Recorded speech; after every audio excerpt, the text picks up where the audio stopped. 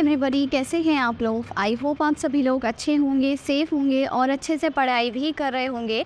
This is Ruchika and welcome to my channel. So आज से हम स्टार्ट करने जा रहे हैं एक नया चैप्टर नंबर 4 जिसका नाम है प्लानिंग।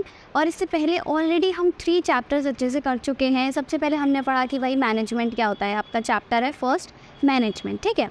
और सेकंड चैप्टर है आपका प्रिंसिपल्स ऑफ मैनेजमेंट। हमने प्रिंसिपल्स पढ़े थे मैनेजमेंट के, जो कि फेयोल ने दिए हैं, टेलर ने दिए हैं, तो ये सारी चीज़ें हमने पढ़ी। थर्ड चैप्टर में हमने पढ़ा बिजनेस इन्वायरमेंट के बारे में कि बिजनेस इन्वायरमेंट होता क्या है। अब बिजनेस इन्वायरमेंट पढ़ लिया, मैनेजमेंट पढ़ लिया, मैनेजमेंट का प्रिंसिपल्स पढ़ लिए। अब इसके बाद हमारे ना कुछ नए चैप्टर्स स्टार्ट हो जाएंगे। नए चैप्टर्स एज इन देखो, अगर आप लोगों को याद हो तो मैंने पढ़ाया था जब हमने मैनेजमेंट के बारे में पढ़ा था। हमने मैनेजमेंट के ना स्टेप्स पढ़े थे। कुछ मैनेजमेंट के क्या स्टेप्स होते हैं अगर आपको याद है तो मैंने याद कराया था पॉस डीसी बोल करके, ठीक है। पॉस डीसी का मतलब क्या होता है। पी स्टैंड्स फॉर प्लानिंग, ठीक है। अगर आपको याद है तो आपको अच्छे से समझ आ पा रहा होगा, ठीक है। प्लानिंग। ओ का मतलब क्या होता है, ऑर्गेनाइजिंग, प्लानिंग ऑर्गेनाइजिंग। एस का मतलब होता है स्टाफिंग, ठीक है। और आपका D stands for directing and C stands for controlling. तो ये क्या है, 5 स्टेप्स हैं मैनेजमेंट के।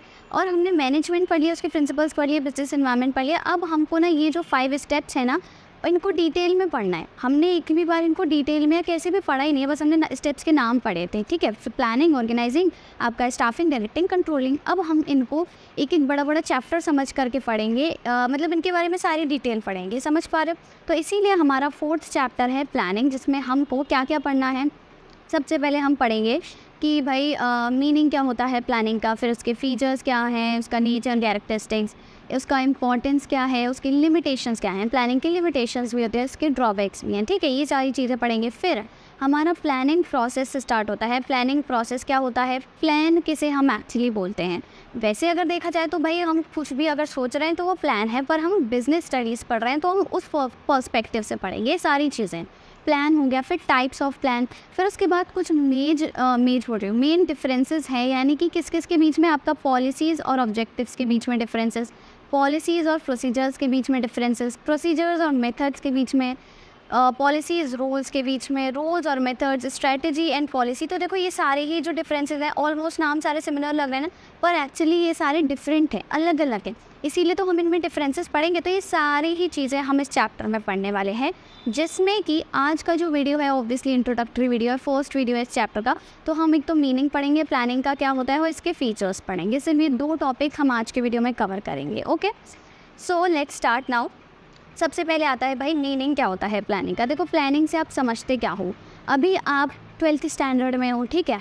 12th स्टैंडर्ड में हो तो अब आप प्लान किसके लिए करोगे, आने वाली चीज़ के लिए करोगे या जो पीछे निकल गया उसके लिए करोगे। ऑब्वियसली जो आगे आएगा, फ्यूचर में आपको क्या करना है उसी के लिए प्लान करोगे।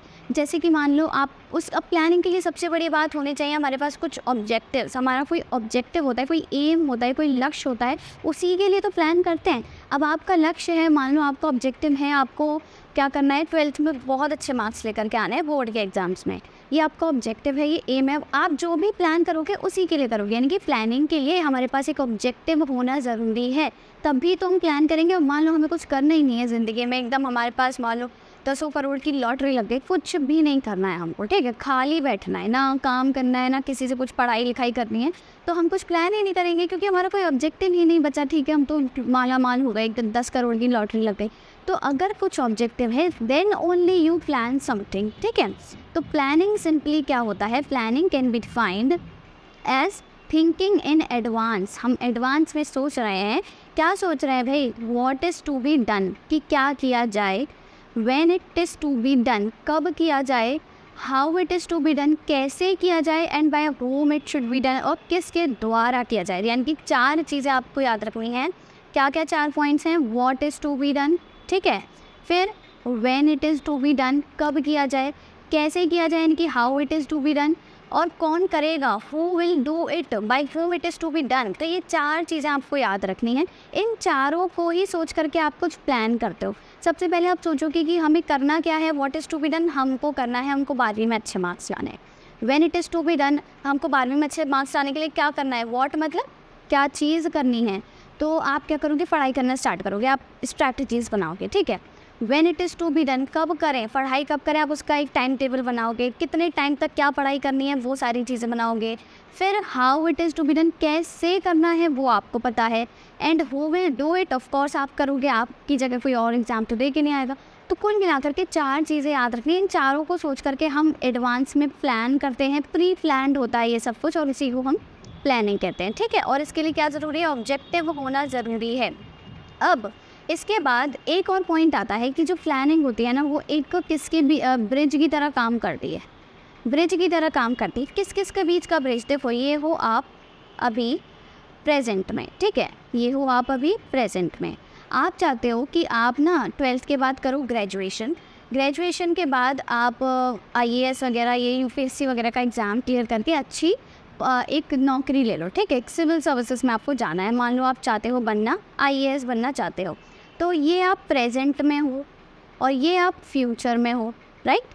प्रेजेंट और फ्यूचर के बीच में आपका क्या है, एक गैप है। उस गैप का ब्रिज कौन है, ये प्लानिंग। आप प्लानिंग करोगे तभी तो ये सब चीज़ें अचीव कर पाओगे। आपका ऑब्जेक्टिव IAS बनना, एवं ही बैठ करके तो नहीं बन सकते ना, कुछ प्लान तो करना पड़ेगा ना। इसके लिए ये करना है, आप सारी खोजबीन करोगे, क्या सिलेबस है, क्या एलिजिबिलिटी है, कैसे बन सकते हैं, कितना पढ़ना पड़ेगा, क्या नहीं पढ़ना पड़ेगा, सब कुछ प्लानिंग के अंडर आता है। तो यानी कि हमारी जो प्लानिंग होती है वो क्या करती है, it bridges the gap between where we are standing and where we want to reach. कहाँ हम हैं, हमारा प्रेजेंट स्टेटस और फ्यूचर स्टेटस जहाँ हम पहुँचना चाहते हैं, उसके बीच का एक गैप है और उसको ब्रिज करता है प्लानिंग, ओके। और इसमें क्या क्या आता है, इट इन्वॉल्व्स सेटिंग ऑब्जेक्टिव्स। मैंने बताया ऑब्जेक्टिव्स नहीं होंगे तो प्लानिंग नहीं है, तो ऑब्जेक्टिव सेट करना है। And deciding in advance the appropriate strategy to achieve these objectives. आपका ऑब्जेक्टिव है IAS बनना, तो उसके लिए एक सटीक स्ट्रैटेजी क्या होगी, क्या आपको कोर्स ऑफ एक्शन लेना है जिससे कि आप फर्स्ट अटैम्प्ट में क्लियर करो। आपका एम है फर्स्ट अटैम्प्ट में क्लियर करना है UPSC, तो क्या स्ट्रैटेजी होगी, क्या कोर्स ऑफ एक्शन होगा, क्या आपको करना है, ये सब आपने सोचना है। ये सब आ जाता है प्लानिंग में, सब कुछ प्लानिंग में आएगा, राइट। प्लानिंग का एक और इम्पॉर्टेंट कंपोनेंट है, यानी कि टाइम। अब भाई ऐसा नहीं है कि 50 साल तक UPSC क्लियर करते रहो, आपने 50 साल की आगे की प्लानिंग कर ली है, ऐसा कर रखा है कि आपने, नहीं, आप बहुत लंबे टाइम की प्लानिंग नहीं करते हो, आप शॉर्ट टर्म की प्लानिंग करते हो यूजुअली, ठीक है। तो टाइम क्या होता है, एक बहुत इंपॉर्टेंट कंपोनेंट होता है। प्लानिंग जो होती है ना, एक फ़िक्स टाइम पीरियड के लिए होती है। अब आपको क्या करना है, बोर्ड का एग्ज़ाम मतलब उसमें बहुत अच्छे मार्क्स लेकर के आने हैं, तो वो एक फ़िक्स टाइम पीरियड के लिए ना, अगले साल आपका बोर्ड का एग्ज़ाम हो जाएगा ख़त्म। अब ऐसा तो नहीं है ना, आपका वो प्लान चलते रहेगा, अब भी मेरे को दोबारा बोर्ड का एग्ज़ाम देना है, दोबारा अच्छे मार्क्स आने हैं, मेरे को दोबारा बोर्ड का एग्ज़ाम, हर साल तो नहीं होगा ना। एक फ़िक्स टाइम पीरियड के लिए प्लानिंग ही होती है, और प्लानिंग फिर आगे चलती रहती है, कुल मिला के चलती तो रहती है, पर एक फ़िक्स टाइम पीरियड के लिए अलग प्लानिंग होती है, फिर आगे अलग प्लानिंग होती है, ऐसे ऐसे होता है ना। तो प्लानिंग क्या है, टाइम क्या है, किसका इंपॉर्टेंट कंपोनेंट है। Plans are always developed for a fixed time period, एक फिक्स टाइम पीरियड के लिए ही प्लान बनाए जाते हैं। तो प्लानिंग की इतने सारी चीज़ें हमने देख ली, क्या क्या देख लिया। सबसे पहले तो ये ब्रिज है किसके बीच में, प्रेजेंट स्टेटस और फ्यूचर स्टेटस के बीच में। इसमें क्या क्या चीज़ें आ जाती हैं कि हम ऑब्जेक्टिव सेट करें, सटीक स्ट्रैटेजी हम डिज़ाइन करें, कोर्स ऑफ एक्शन हमको क्या लेना है, क्या कदम उठाना है, ये सारी चीज़ें। अब तीसरा पॉइंट आपका क्या आ गया कि टाइम, एक फ़िक्स टाइम पीरियड होना चाहिए।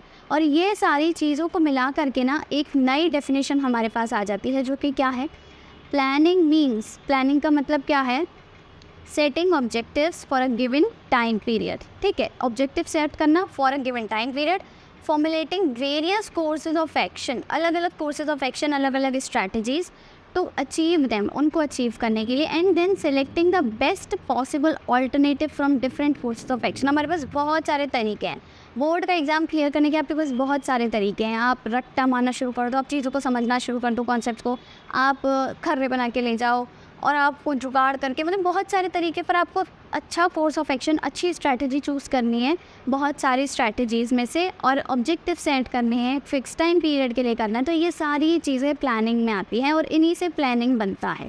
तो प्लानिंग सिंपली क्या है, it means setting objectives for a given time period, formulating various courses of action to achieve them, and then selecting the best course of action so that you achieve your goal or objective, ठीक है। तो ये हो गया आपका planning. तो I hope planning का main आपका मीनिंग क्या है वो समझ आ गया होगा। और आपको क्या याद रखना है, 4 वर्ड्स जो मैंने बताए थे, कि व्हाट टू डू, ठीक है, and when to do, how to do and who will do it, ठीक है। ये 4 चीज़ें आपको याद रखनी है प्लानिंग के मीनिंग में। तो आई होप समझ आ गया होगा। और क्या कीवर्ड्स हो सकते हैं, जैसे कि कीवर्ड्स बता देती हूँ। सेटिंग ऑब्जेक्टिव्स, ऑब्जेक्टिव सेट करना, फिक्स टाइम पीरियड के लिए करना, ठीक है। और various courses of action, various courses of action, और उनमें से best course of action choose करना जिससे कि आप क्या कर लो, अचीव कर लो अपना ऑब्जेक्टिव। तो ये सारी कीवर्ड्स याद रखो, रट्टा मारने की ज़रूरत बिल्कुल नहीं है, ठीक है। यहाँ तक की कहानी इजी थी। अब हम बात करते हैं, देखो फीचर्स की। फीचर्स की जब हम बात करते हैं, फीचर्स बड़े ही ईजी हैं, ठीक है। फीचर्स में क्या क्या आ जाएगा आपका, सबसे पहला तो ये क्या करता है, ये तो दिख ही नहीं रहा, एक सेकेंड, हाँ, फीचर्स क्या क्या आ जाते हैं। सबसे पहला तो क्या है, it contributes to objectives, primary function of management, pervasive है। परवेसिव हमने और कहाँ पढ़ा है, याद करो जल्दी से, मैनेजमेंट में। मैनेजमेंट प्रोसेस होता है वो भी तो परवेसिव है, हर किसी को मैनेजमेंट चाहिए, याद है। परवेसिव का मतलब मैंने ऐसे याद कराया था कि हर जगह है, मतलब हर जगह प्रेजेंट है, भगवान जी की तरह। तो मैनेजमेंट क्या है, सब जगह होता है, इसी तरह प्लानिंग भी सब जगह होती है, सब जगह करनी पड़ती है। फ्यूचरिस्टिक है, कंटिन्यूस है, कंटिन्यूस मैनेजमेंट भी होता है, ठीक है। Involves decision making and it's a mental exercise. और बहुत ईजी कैरेक्टरिस्टिक्स और फीचर्स हैं, ये ईजीली समझ आ जाएंगे, कोई माथा मारने वाली बात ही नहीं है, ठीक है। सबसे पहला आपका आता है, एक सेकेंड, सबसे पहले आपका आता है इट कॉन्ट्रीब्यूट्स टू ऑब्जेक्टिव्स। ये ऑब्जेक्टिव्स बनाने में कंट्रीब्यूट करता है। अब देखो प्लानिंग का क्या होता है, it has an objective which is set in advance so that it can be achieved in future. Planning का ना एक ऑब्जेक्टिव होता है, मैंने बताया ऑब्जेक्टिव होना ज़रूरी है। आपका ऑब्जेक्टिव है कि आपने क्या करना है, 12th में बहुत अच्छे मार्क्स लेकर के आना है बोर्ड में, तो आप इसी के लिए प्लानिंग करोगी। और फिर ऑब्जेक्टिव है तो आपने पहले से सारी चीज़ें प्लान कर ली, एडवांस में प्लान कर ली, फ्यूचर को देख के प्लान कर ली, तब आप इस तरीके से प्लान करोगे कि वो आपका ऑब्जेक्टिव फुलफिल हो जाए, जो भी आप चाहते हो वो हो जाए। तो प्लानिंग का क्या होना चाहिए, एक ऑब्जेक्टिव होना चाहिए। Planning is done for achieving the objectives, ठीक है। ऑब्जेक्टिव्स को अचीव करने के लिए ही हम प्लान करते हैं। And specific goals are set before performing any task. तो क्या करना होता है हमको, पहले हम क्या करते हैं, ऑब्जेक्टिव सेट करेंगे, फिर हम क्या करेंगे, कुछ ना कुछ प्लान करेंगे, फिर हम गोल्स बनाएंगे, स्पेसिफिक गोल्स बनाएंगे कि हाँ प्लान कर लिया, अब हम ये हमारे गोल्स हैं, हम इनको अचीव कर लेते हैं। तो प्लानिंग के लिए आपको ऑब्जेक्टिव्स फॉर्मुलेट करना बहुत ज़रूरी है, ठीक है। पहला पॉइंट ईजी था। नेक्स्ट है प्राइमरी फंक्शन ऑफ मैनेजमेंट। अब प्राइमरी फंक्शन ऑफ मैनेजमेंट कैसे है, देखो ये जो मैंने इतनी लंबी चौड़ी कहानी बताई थी, इसमें ये क्या है, P स्टैंड्स फॉर प्लानिंग। और ये सारी चीज़ें जो मैंने बताई हैं, ये सारे स्टेप्स बताए हैं, ये क्या है, मैनेजमेंट के स्टेप्स है ना, मैनेजमेंट के फंक्शंस है ना। तो ये क्या है, जो प्लानिंग होता है, ये क्या है, प्राइमरी फंक्शन है मैनेजमेंट का, प्राइमरी स्टेप है मैनेजमेंट का। कोई भी आप मैनेजमेंट कर रहे हो कहीं भी, तो उसके लिए आपको प्लान करनी पड़ेंगी चीज़ें, समझ आ रहा है। तो planning is the first function या फिर first step of management. Before doing any task things are planned. Obviously कुछ भी करने से पहले प्लान तो करते ही हो ना। Planning helps in setting up the base for other activities. और प्लानिंग से आगे की जो एक्टिविटीज़ है ना, उनके लिए बेस बन जाता है, और वो फिर चीज़ें स्मूथली होती हैं, आपको आगे जाके प्रॉब्लम्स नहीं क्रिएट होंगे। मान लो विदाउट प्लानिंग हम कुछ भी करें तो थोड़ी बहुत प्रॉब्लम होती है। जैसे लेट सपोज हम एक ट्रिप पर जाना है अपने को, एक तो ये है कि हम अच्छे से प्लान कर रहे हैं 20 दिन से कि ठीक है ये सामान लेकर के जाना है, और ऐसे हमारी टिकट बुक हो जाएंगी, यहाँ से फ़्लाइट लेनी है, यहाँ से ट्रेन लेनी है, हम वहाँ स्टे करेंगे, सब कुछ अगर प्लान कर लिया तो बहुत बढ़िया चलेगा। पर मान लो विदाउट प्लान हमको अर्जेंटली कहीं जाना पड़ जाए तो कितनी प्रॉब्लम्स आती हैं भाई। मान लो ब्रश भूल गए, अपने कपड़े भूल गए, अपना टाल भूल गए, फिर वहाँ पे पता चला हमको रहने को जगह नहीं मिली, तो कितनी प्रॉब्लम आती है। यानी कि प्लानिंग अगर आपने अच्छे से करी है तो आपके लिए बेस बन गया है कि आगे की अदर एक्टिविटीज़ आप ईजिली कर सकते हो। तो प्लानिंग क्या है, it helps in setting up the base for other activities, और ये प्राइमरी स्टेप है मैनेजमेंट का, राइट। फिर आता है इट इज़ परवेसिव। परवेसिव से क्या मतलब है, प्लानिंग इज़ रिक्वायर्ड एवरीवेयर, यानी कि हर जगह चाहिए होती है, प्लानिंग के बिना कुछ पॉसिबल ही नहीं है। आपके जो टीचर्स आपको पढ़ाते हैं ना स्कूल में, वो प्लान अब जैसे मैं पढ़ा रही हूँ, देखो मैंने क्या किया, प्लान कर लिया है। मैंने जब ये चैप्टर स्टार्ट किया तो मैंने प्लान किया कि ये चैप्टर में ना इतने इतने सब टॉपिक्स हैं, पहले मैं मीनिंग कराऊंगी, फिर मैं फीचर्स कराऊंगी, फिर सेकंड लेक्चर जो होगा उसमें मैं इंपॉर्टेंस और ऑब्जेक्ट लिमिटेशंस कराऊंगी। तो मैंने सारी चीज़ें प्लान करके रखी हैं, ठीक है, समझ पा रहे हो। फिर ही मैंने ये पीपीटी बनाई। अब मान लो मैं एकदम से आ जाऊँ बिना कुछ लिए पढ़ाने, तो फिर क्या मतलब मुझे खुद को ही नहीं आएगा कुछ, मैं क्या पढ़ाऊँगी, कुछ भी नहीं। तो प्लानिंग सब जगह ज़रूरी है, ऐसा नहीं है किसी में ज़रूरी नहीं है, ठीक है। Planning is required everywhere. Any type of organisation whether it is social, economic और political, planning is required there. यानी कि किसी भी तरह का ऑर्गेनाइजेशन ऑफ प्लानिंग ज़रूरी ही है। Planning is also required at every level in an organization. आपने ऑर्गेनाइजेशन के लेवल्स पढ़े हैं, हमने भाई देखो 3 लेवल्स पढ़े थे। ऐसे ट्राइंगल वाला मैंने डायग्राम बताया था। ये होता है हमारा टॉप लेवल, है ना, ये होता है हमारा मिडिल लेवल, और यहाँ पे हो जाता है हमारा लोअर या फिर सबऑर्डिनेट लेवल। तो टॉप में तो क्या होता है, मैनेजर्स, बोर्ड ऑफ डायरेक्टर्स वगैरह। मिडिल में आपके आ जाते हैं सुपरवाइजर्स वगैरह, ठीक है। और लोअर में आ जाते हैं आपके एम्प्लॉयज़। तो हर आपका लेवल पर ये जो क्या है, प्लानिंग ज़रूरी है। टॉप लेवल के जो बोर्ड ऑफ डायरेक्टर्स हो गए, मैनेजर्स हो गए, वो प्लान करते हैं कि जब हमको सेल्स इतनी बढ़ानी है, हमको प्रॉफिट इतना बढ़ाना है, हमको ना प्रोडक्ट की क्वालिटी और इम्प्रूव करनी है, प्राइस हम थोड़ा इतना ही रखेंगे, सब चीज़ें प्लान कर रहे हैं, ठीक है। हमको कस्टमर्स को और खींचना है अपनी तरफ। मिडिल वाले जो क्या कर रहे हैं, वो प्लान कर रहे हैं, एक तो ऊपर से जो ऑर्डर्स आ रहे हैं टॉप लेवल से, उनको एग्जीक्यूट कर रहे हैं, और वो ये प्लान कर रहे हैं कि एम्प्लॉय से ऐसे काम कराना है, इसको ना हमको सैलरी कम करनी है, या फिर इससे ना थोड़ा ओवर टाइम कराना है, ये सब चीज़ें। एम्प्लॉयज़ क्या प्लान कर रहे हैं कि यार ये जो हम सामान बना रहे हैं, जो भी वो चीज़ का प्रोडक्शन कर रहे हैं, हमको इसको ऐसे बनाना है, इसको पार्ट को ऐसे जोड़ना है, हमको 100 दिन में इतनी यूनिट्स बनानी है। तो हर जगह प्लानिंग की ज़रूरत है, यानी कि प्लानिंग इज़ परवेसिव। तो ये तीनों पॉइंट समझ आ गए, objectives, primary function of management और परवेसिव, राइट। इसके बाद आपका नेक्स्ट पॉइंट आता है कि प्लानिंग क्या है, फ्यूचरिस्टिक है। फ्यूचरिस्टिक क्या होता है भाई, फ्यूचरिस्टिक फ्यूचर से समझ आ रहा है आगे, तो प्लानिंग क्या है, फॉरवर्ड लुकिंग है, आगे की तरफ। अब आप 12th में हो अभी, अब आपके मान लो 11वीं में, यूजुअली हम क्या करते हैं 11th में पढ़ाई नहीं करते, मतलब मैंने तो बिल्कुल नहीं करी थी और मेरे बहुत बुरे मार्क्स आए थे। 10th में जितना मैंने अच्छे मार्क्स लाई थी ना, उस बिल्कुल ये समझ लो गिर गई नीचे। हाँ 11th में बहुत बुरे मार्क्स आए थे मेरे, क्योंकि मैंने नहीं पढ़ाई करी और यूजुअली नहीं करते हैं। और फिर कॉमर्स वालों का तो वैसे ही नाम बदनाम होता है, तो वो वैसे ही नहीं पढ़ते हैं, ठीक है। तो क्या था, अब आपके मान लो 11th में बहुत बुरे मार्क्स आए हैं, अब क्या आप 11th के लिए प्लान करोगे या फिर आगे के लिए प्लान करोगे। 11th मतलब जो चीज़ गई उसके लिए कुछ प्लान कर सकते हो क्या आप, नहीं ना, उसको सुधार सकते हो वापस, नहीं, दोबारा 11th में पढ़े रहोगे, वो अलग चीज़ है। पर आप पीछे का कुछ मतलब प्लानिंग आप पीछे के लिए नहीं करते हो, जो हो गया सो हो गया। अगर आपको दोबारा 11th में एडमिशन लेकर के देना है, वो अलग चीज़ है, वो फिर आप फॉरवर्ड लुकिंग ही कर रहे हो। पर अगर आप पीछे का सोच रहे हो 11th में मेरे इतने मार्क्स हो गए, अब मैं क्या प्लान करूँ, कुछ प्लान नहीं करना, अब आपको आगे के लिए प्लान करना है, समझ पा रहे हो। तो फ्यूचरिस्टिक है, मतलब इसका मतलब क्या है, आपका प्लानिंग हमेशा फॉरवर्ड लुकिंग होती है। It is always done for future, हमेशा फ्यूचर के लिए ही करते हैं, पास्ट के लिए प्लानिंग नहीं करते हैं, ठीक है। It simply means to peep into the future. Peep मतलब झांकना, तो फ्यूचर में आप झांक रहे हो, आप ना खुद से अजम्पशंस बनाते हो, खुद से इमेजिन करते हो, खुद से आप सोचते हो कि मतलब यार मैं ना ऐसे ऐसे करूँगा तो मुझे ऐसे ऐसे हो जाएगा, ये सब चीज़ें हो जाएंगी, समझ पा रहे हो। तो हम क्या करते हैं, फ्यूचर में झांकने की कोशिश करते हैं और उसको एनालाइज करते हैं, उस हिसाब से हम प्लानिंग करते हैं आगे के लिए, ठीक है। उसको आगे प्रिडिक्ट कर लेते हैं कि फ्यूचर में ऐसा ऐसा हो सकता है। मतलब प्रेडिक्ट इज अंदाज़ा लगाना, ये नहीं कि बता देना ऐसा ही होगा। प्रेडिक्शन मतलब अंदाज़ा लगाना, तो हम प्रेडिक्ट करते हैं, एनालाइज करते हैं। Predicting the future is important for an organization so that it is ready to deal with the upcoming changes. अब हम अपनी बात तो करने रहे, हम बिजनेस स्टडीज़ पढ़ रहे हैं, तो ऑर्गेनाइजेशन के लिए प्लानिंग क्यों ज़रूरी होती है, क्योंकि वो आगे तक सोच सके। अब जो बिज़नेस एंटरप्राइजेज होती हैं, ऑर्गेनाइजेशंस होती हैं, वो कुछ ना कुछ एक्सपेक्ट कर रहे होते हैं, उनको पता है कि मार्केट में आगे क्या होने वाला है।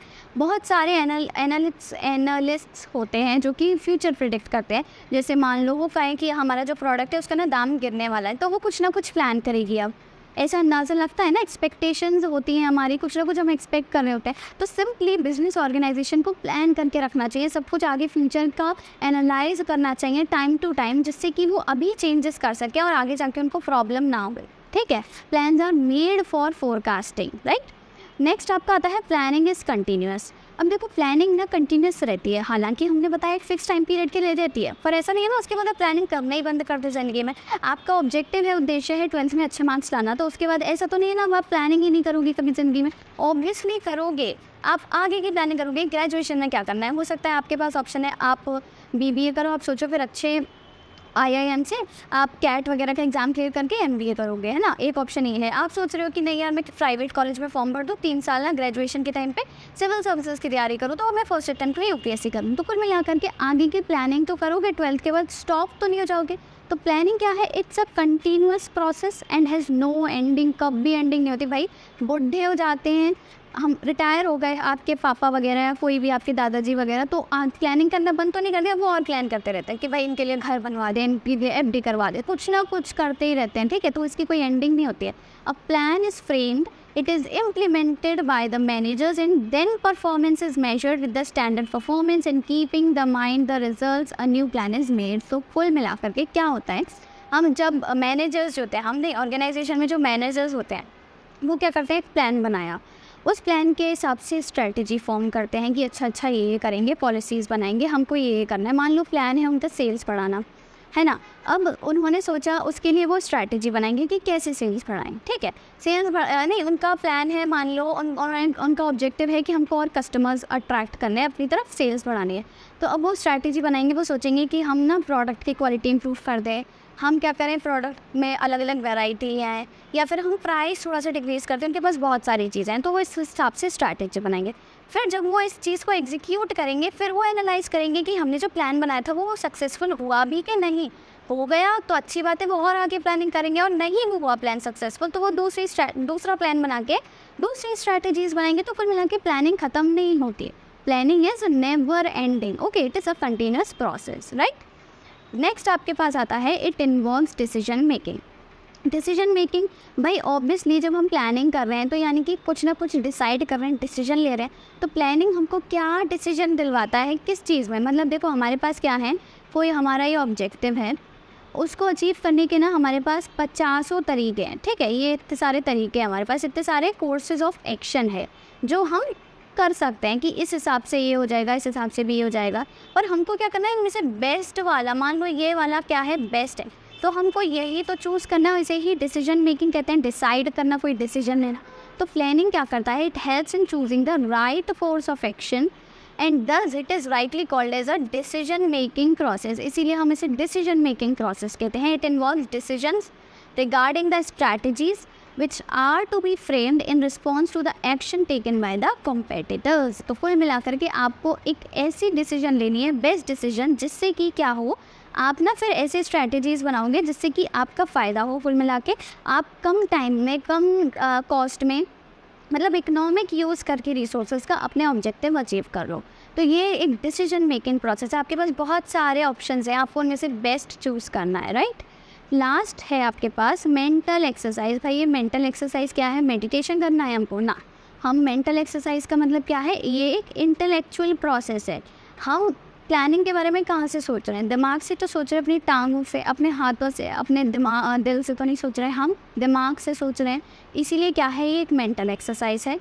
It requires proper planning, requires proper amount of time, और उसके लिए एक अच्छा टाइम चाहिए। हम कुछ भी सोच रहे होते हैं, आपने ये नोटिस किया होगा ये चीज़ कि हमको अगर कोई गहन अध्ययन करते हैं ना, तो हमको रात को याद आती है चीज़ें। मतलब मेरे साथ तो यूजुअली होता है, और मैं श्योर हूँ कि आप लोगों के साथ भी कभी ना कभी होता होगा। मतलब ऐसा होता है, पूरा दिन वेस्ट करने के बाद रात को अचानक से जब हम लेट रहे थे, हम सोचते हैं यार हमने पूरा दिन बर्बाद कर दिया, अब ऐसा करेंगे कल से। फिर हम कल का पूरा टाइम टेबल फॉर्म कर लेते हैं दिमाग में, कल मैं जल्दी उठूँगी 6 बजे, मतलब मैं तो करती हूँ, मैं एक्सरसाइज करूँगी, फिर मैं सुबह पढ़ने बैठ जाऊँगी, फिर थोड़ा सा काम करूँगी, फिर खाना खाऊँगी, ऐसे ऐसे करते हैं। मतलब हमको क्या चाहिए, प्रॉपर अमाउंट ऑफ टाइम चाहिए प्लानिंग करने के लिए। पूरा दिन क्यों नहीं प्लानिंग करी, क्योंकि हमारे पास टाइम ही नहीं था, हम बिजी थे कहीं ना कहीं, खाली बैठे होते तो कर लेते हैं, पर रात को हमारे पास अच्छा टाइम होता है, आराम से जब लेट जाते हैं, ठीक है, इसी में।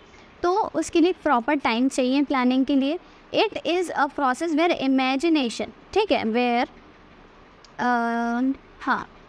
Imagination and sound judgement is required. Imagination चाहिए, आपको सोचना है, और साउंड जजमेंट ऐसे ना कि आपको कौन सा तरीका सही लग रहा है, ये करना चाहिए कि नहीं करना चाहिए, ये सब चीज़ें ज़रूरी हैं। Many a times planning is assumed as a guess work. Usually क्या होता है, हम सोचते हैं कि प्लानिंग क्या है, गेस वर्क है, कि हम तो ऐसे कर लेंगे, वैसे कर लेंगे, तुक्काबाजी, ठीक है। But in reality it's a systematic thinking based on facts, figures and forecast. But actually में ये ऐसा नहीं है। एक्चुअल में क्या होता है कि ये एक सिस्टमैटिक थिंकिंग है, हम सोचते हैं फैक्ट्स के बेसिस पे, फिगर्स के बेसिस पे, फोरकास्ट के बेसिस पर, राइट। उसी हिसाब से हम प्लानिंग करते हैं। अब बिजनेस ऑर्गेनाइजेशन की अगर मैं बात करूँ तो वो पुराना डेटा उठा के देखेगी कि क्या क्या मेरा रिकॉर्ड रहा है, कितना हमको पुराने टाइम में लास्ट ईयर लास्ट मंथ कितना रेवेन्यू जनरेट हुआ, कितना प्रॉफिट हुआ, कितने लॉस हुए, कितने एम्प्लॉयज़ बाहर गए, कितने एम्प्लॉयज़ को सैलरी दी, सब कुछ उस हिसाब से वो आगे की प्लानिंग करेगी। अभी हर कोई नहीं कर सकता, इसके लिए अच्छा इंटेलेक्ट चाहिए, इसीलिए हम इसे इंटेलेक्चुअल प्रोसेस कहते हैं। और डिसीजन मेकिंग है तो इसीलिए हम डिसीजन मेकिंग प्रोसेस कहते हैं। तो ये सारी चीज़ें आपको क्या है याद रखनी है। आई होप आपको यहाँ तक की कहानी इजीली क्लियर हो गई होगी। तो ये सब क्या है, ये आपके वो हैं क्या फीचर्स हैं। तो फीचर्स क्या क्या हैं देखो, contributes to objectives, primary function, pervasive, futuristic, continuous, involve decision making, a mental exercise. एक बार और इनको अच्छे से बोलोगे आपको इजीली याद रहेगा। देखो दोबारा से मेरे साथ एक बार लिख लो। सबसे पहला हमने क्या पढ़ा कि ये क्या है, एक आपका कंटिन्यूअस प्रोसेस है, ठीक है। जो वन वर्ड वाले हैं वो याद रखो, कंटिन्यूअस प्रोसेस है। दूसरा क्या है, ये परवेसिव है, ठीक है। तीसरा क्या है, ये फ्यूचरिस्टिक है, फॉरवर्ड लुकिंग है, राइट। एक साथ साथ में बोलते जाओ, मेरे साथ ईजीली याद हो जाएगा। ये क्या है, डिसीजन मेकिंग प्रोसेस है, इसमें हम डिसीजंस बनाते हैं, ठीक है।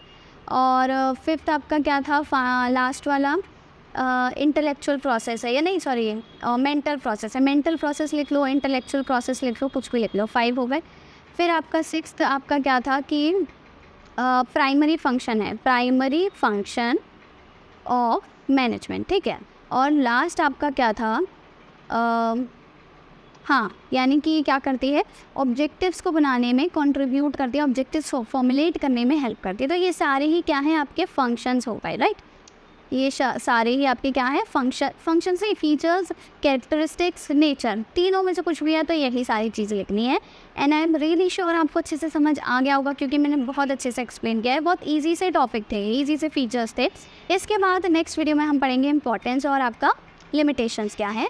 सो या that's all for this video. I hope आपको वीडियो अच्छा लगा हो तो जल्दी से लाइक करना, शेयर करना। And one more thing, Telegram group ज़रूर ज्वाइन कर लेना। अगर आपको नोट्स चाहिए, पूरे चैप्टर का लास्ट में PDF कंपाइल करके मैं पोस्ट कर देती हूँ वहाँ।